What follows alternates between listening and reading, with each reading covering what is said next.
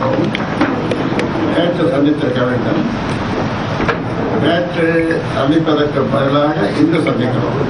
வெள்ளிக்கிழமை ஊடக நண்பர்களை அயலாவர தோட்டம் அதில் வசிக்கின்ற நான் எப்பொழுதும் போல அன்போடும் பாசத்தோடும் அவர்களை வரவேற்கிறேன். இந்த கூட்டம் ஒவ்வொரு நாளும் லோகோ வைக்காதீங்கண்ணா. அண்ணா அண்ணா லோகோ தெரியுதுண்ணா. லோகோ வைக்காதீங்கண்ணா. லோகோ என்னண்ணா? அண்ணா லோகோ தெரியுதுண்ணா. அண்ணா அப்படின்னா அண்ணா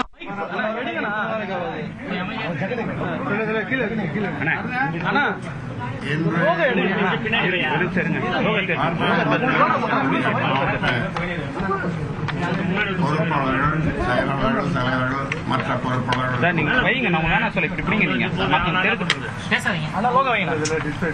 தொடர்ந்து வன்னியர் சங்கத்தினுடைய மாவட்ட செயலாளர்கள், தலைவர்கள் கூட்டம், எனக்கு லோகோ தெரியுதுண்ணா. என் லோகோ இல்ல. அதனால நான் எப்படி எடுக்கணும்?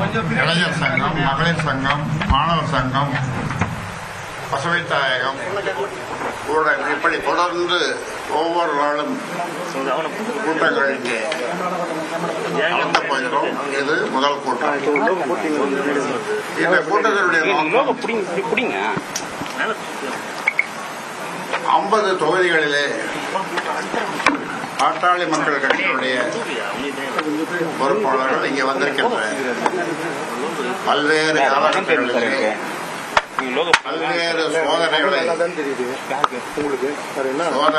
வேதனைகளை எல்லாம் தாங்கி நாளும் கட்சிக்காக, கட்சியினுடைய வளர்ச்சிக்காக, அதிலும் குறிப்பாக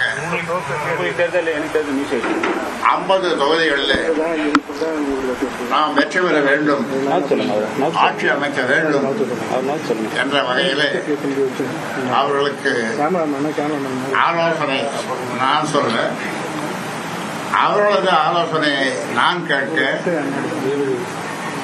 நாம் ஆள வேண்டும், நாம் ஆண்டால்தான் தமிழ்நாட்டு மக்கள் நலமோடு மகிழ்வோடு வறுமை இல்லாமல் வாழ்வார்கள், சமூக நீதியோடு வாழ்வார்கள் என்ற நோக்கிலேதான் பாட்டாளி மக்கள் கட்சி வன்னியர் சங்கமும் தொடர்ந்து பாடுபட்டு வருகிறது. அந்த வகையிலே ஒரு மிக பிரமாண்டமான மாநாட்டை மாமல்லபுரத்திலே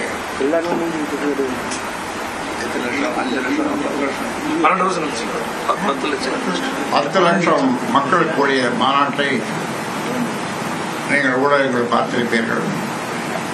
அந்த வகையில் அதற்கு அடுத்த கட்டமாக இன்றைக்கு மாவட்ட செயலர்களுடைய கூட்டம், அதாவது ஃபாலோ அப் என்று சொல்வார்கள், அதனுடைய தொடர்ச்சியாக நீங்கள் எப்படி வேலை செய்ய வேண்டும், எப்படி பணியாற்ற வேண்டும், 50 தொகுதிகளில் நாம் படுத்துக்கொண்டே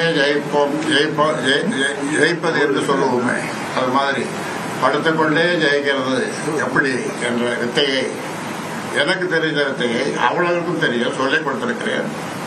அதனால அந்த படுத்துக்கொண்டே ஜெயிப்பது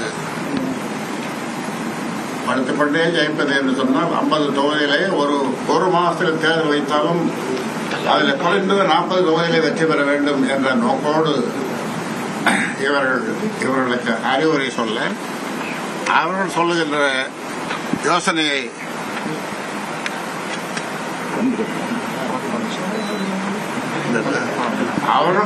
யோசனையை நான் கேட்க, இருவரும் 50 தொகுதிகளை வெற்றி பெறுவது எப்படி உழைப்பது என்பதை பற்றி யோசனைகளை பரிமாறிக்கொள்வதற்காக இந்த கூட்டத்தை கூட்டியிருக்கிறேன்.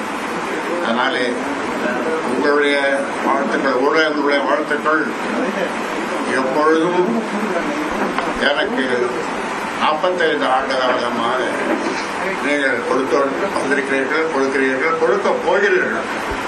அதனால ஊடகங்கள் இல்லாமல் உலகமே இல்லை என்ற நிலைக்கு வந்த பிறகு, அதனால உங்களுடைய ஆதரவு ஒத்துழைப்பு போது இவர்களை உற்சாகப்படுத்துவதற்கான இந்த கூட்டத்திற்கு நீங்கள் வந்ததற்காக உங்களுக்கு நன்றி சொல்லுகின்றேன்.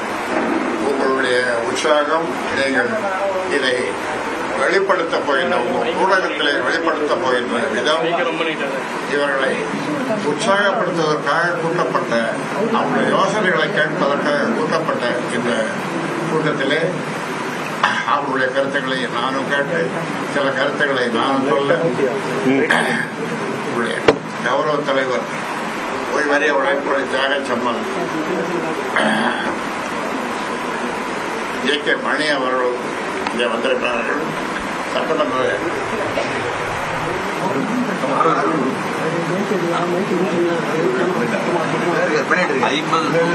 அருள்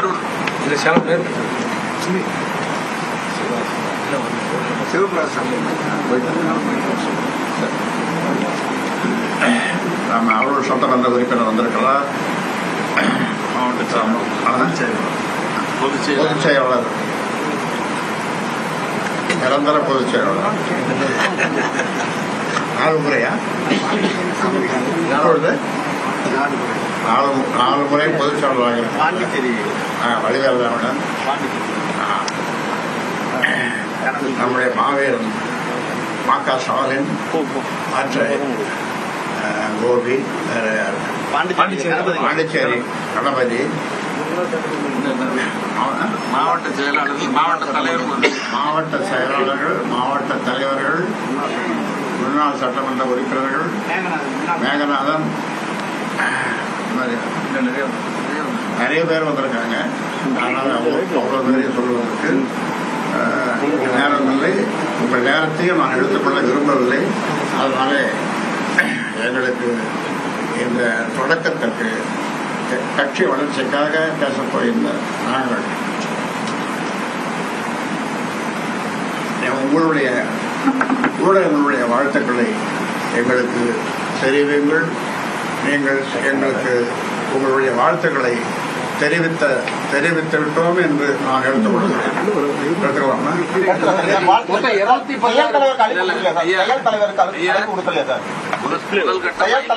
மற்ற தொகுதிகளிலே அடுத்தது பேசுவோம். செயல் தலைவருக்கு அழைக்க முடியல சார், வரல அவரு. இது யார் கையே? செயல் தலைவர் வரலாம், வந்து கொண்டிருக்கலாம். அவருக்கும் அறிவிக்கப்பட்டது, சொல்லப்பட்டது. பெரும்பாலான மாவட்ட செயலர் கலந்து கொள்ளவில்லை. பெரும்பாலான அவர்கள் கொஞ்சம் களைப்போடு இருக்கலாம். சில பேர் மாநாட்டுக்கு வேலை கடுமையாக அந்த வெயிலில் வேலை செய்யறதுனால களைப்பு இருக்கலாம். ஆனாலும் அவர்கள் தொலைபேசியில் பேசியிருக்கிறார்கள், என்னோடு பேசியிருக்கிறார்கள். தலைமை செயலாளர் அன்பழகனோடு அவர்தான் இதெல்லாம் தலைமை செயலாளர் அன்பழகன் அவரோடு பேசியிருக்கிறார்கள். வராதற்கான காரணங்களை அவர்களும் சொல்லியிருக்கிறார்கள். அதனாலே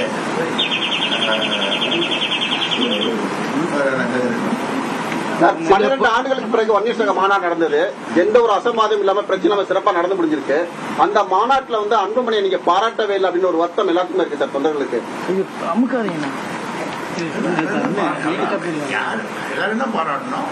இல்ல, திருக்கச்சூர் ஆறுமுகத்தை மட்டும் நீங்க குறிப்பிட்டு பேர சொல்லி பேசுனீங்க, அன்புமணி பேர சொல்லல அப்படின்ற வருத்தம் வந்து தொண்டர்கள் மத்தியில் இருக்கு. இல்ல சார், பாராட்டுக்கு சொல்லல, பேர சொன்னேன். செயல் தலைவர் அன்புமணி என்று சொன்னேன். பாராட்டுல சார், கடைசியா பேசி முடிக்கும் போது நீங்க பாராட்டும் போது திருக்கச்சூர் குழு தலைவரே தலைவரா இருந்தாரு, அவரை நீங்க பாராட்டல அப்படின்றது. 2 மாசமா அங்கேயே உட்காந்து அவர் உடம்பு வச்சு வேலை செய்தான்றதுனால அவரை பாராட்ட வேண்டிய. சிலர் புறக்கணிப்புகளா சொல்றாங்க, அவங்க மேல நடவடிக்கை எடுக்கப்படுது. இந்த கூட்டத்துக்கு வராம புறக்கணிப்புன்னு சிலர் தகவல் வந்து யார் பேர்லயும் அவர்களாக விரும்புகிற வரை அவர்களை நீக்க தேவையில்லை.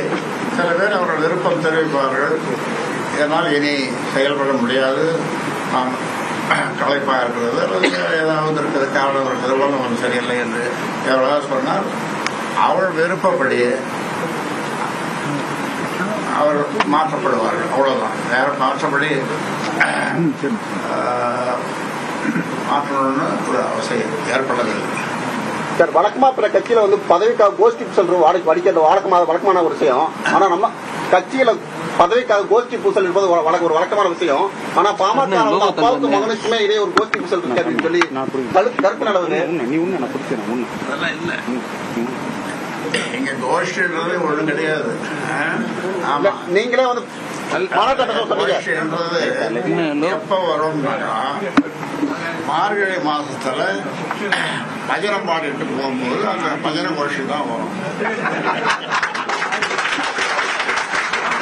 பண்டரிபுரம் போகலாம், பண்டரிபுரம் வரலாம் அப்படின்னு அந்த பாட்டு பாடிட்டு போவாங்க.